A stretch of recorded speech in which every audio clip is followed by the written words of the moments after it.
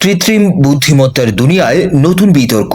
যুক্তরাষ্ট্র ভিত্তিক AI company Anthropic অভিযোগ তুলেছে তাদের ক্লাউড মডেল থেকে তথ্য সংগ্রহের উদ্দেশ্যে ২৪,০০০-এরও বেশি ভুয়া অ্যাকাউন্ট তৈরি করেছে তিনটি চীনা প্রতিষ্ঠান। অভিযুক্ত কোম্পানিগুলো হলো ডিপসিক, মুনশট এআই এবং মিনিম্যাক্স।